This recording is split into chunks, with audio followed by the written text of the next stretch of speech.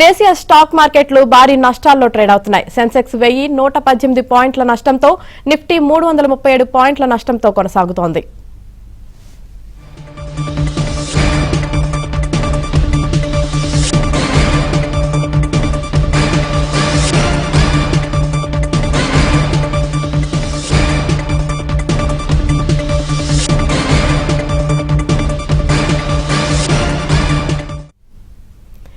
దేశీయ స్టాక్ మార్కెట్లు భారీ నష్టాల్లో ట్రేడ్ అవుతున్నాయి. సెన్సెక్స్ 1118 పాయింట్లతో నష్టంలో ఉండగా, నిఫ్టీ 337 పాయింట్ల నష్టంతో కొనసాగుతోంది.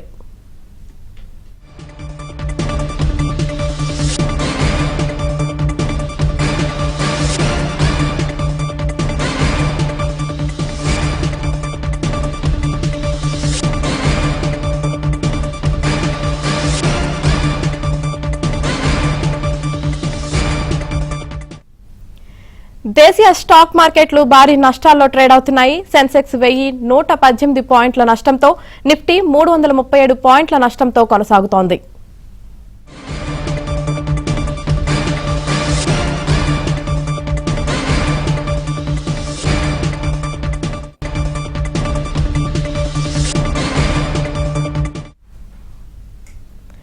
దేశీయ స్టాక్ మార్కెట్లు భారీ నష్టాల్లో ట్రేడ్ అవుతున్నాయి. ఇక దీనికి సంబంధించి మనతో మాట్లాడడానికి బిజినెస్ అనలిస్ట్ మాధవిరెడ్డి గారు ఉన్నారు. వారిని అడిగి మరిన్ని విషయాలు తెలుసుకుందాం.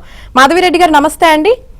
నమస్తే అండి మేడం, చెప్పండి. మనం చూసుకున్న దేశీయ స్టాక్ మార్కెట్లు అయితే భారీ నష్టాల్లో ట్రేడ్ అవుతున్నాయి. సెన్సెక్స్ ఏమో 1118 పాయింట్ల నష్టంతో, నిఫ్టీ 337 పాయింట్ల నష్టంతో కొనసాగుతుంది. దీనికి గల ప్రధాన కారణాలు ఏంటి?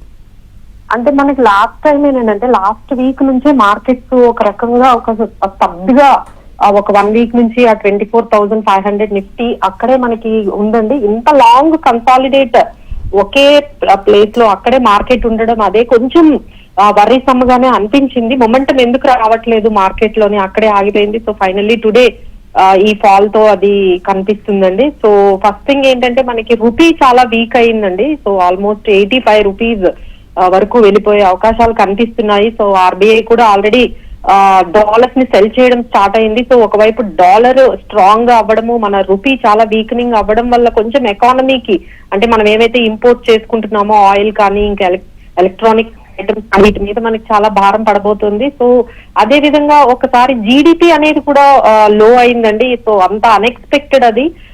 మనం 6% అబౌవ్ నే మనం జీడిపి 6.6%, 6.7% ఇలా ఎక్స్పెక్ట్ చేస్తున్నది. ఒకసారిగా లాస్ట్ క్వార్టర్ అయితే చాలా మనకి బిలో 6% కి జీడిపి రావడం అనేది, ఏదైనా ఒక స్లో డౌన్ ఎకానమీలో ఏదైనా స్లో డౌన్ స్టార్ట్ అయింది. అదే విధంగా ఈసారి ఆర్బీఐ కూడా ఎప్పటి నుంచో అంటే 2 ఇయర్స్ నుంచి ఇంట్రెస్ట్ రేట్స్ తగ్గించడం లేదండి. సో ఇన్ఫ్లేషన్ పెరుగుతుంది అని వాళ్ళు ఇంట్రెస్ట్ రేట్స్ తగ్గించడం లేదు. అది కూడా మార్కెట్ కొంచెం నెగిటివ్ గానే తీసుకున్నట్టుగా అనిపిస్తున్నాయి. మళ్ళీ అగైన్ రివ్యూ మీటింగ్ అయితే ఫిబ్రవరిలో ఉంది.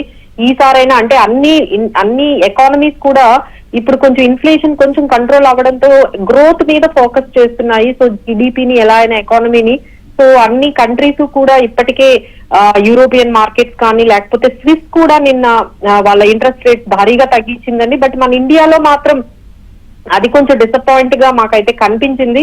ఇంట్రెస్ట్ రేట్ కొంచెం తగ్గించి ఈ జీడిపి గ్రోత్ ని కొంచెం యాక్సిలరేట్ చేస్తే బాగుంటుంది అనేది. సో అది కొంచెం డిలే అయ్యింది. దాని ఇంపాక్ట్ మనకి అనిపిస్తుంది. So these are all overall గా. అండ్ ఇంకోటి ఏంటంటే, ఎస్ఐపి ఫ్లోస్ ఒక్కసారిగా కొంచెం తగ్గాయండి. కొత్త ఎస్ఐపి రిజిస్ట్రేషన్స్ ఏవైతే ఎస్ఐపిఏ మన మ్యూచువల్ ఫండ్స్ ని బాగా హోల్డ్ చేస్తుంది. సో ఎస్ఐపి రిజిస్ట్రేషన్ తగ్గడము, కొత్త ఎస్ఐపిస్ లో కూడా 80% డిస్కంటిన్యూటీ కనిపించడము, ఒకవైపు ఎఫ్ఐఎస్ సెల్లింగ్ కూడా దీనికి యాడ్ అవ్వడం. సో ఈ విధంగా మార్కెట్ లో కొంచెం సపోర్ట్ అనేది ఈ టైంలో కనిపించట్లేదండి. ఐదర్ రీటైలర్స్ కానీ ఎఫ్ఐఎస్ సపోర్ట్ అయితే కనిపించడం లేదు. అందరూ కూడా వెయిట్ అండ్ వాచ్, మార్కెట్స్ ని వెయిట్ అండ్ వాచ్ చూసి అప్పుడు ఇన్వెస్ట్ చేద్దాము అనే ధోరణిలో ఉన్నట్టుగా కనిపిస్తున్నాను. రైట్, థ్యాంక్ యూ మాధవిరెడ్డి గారు.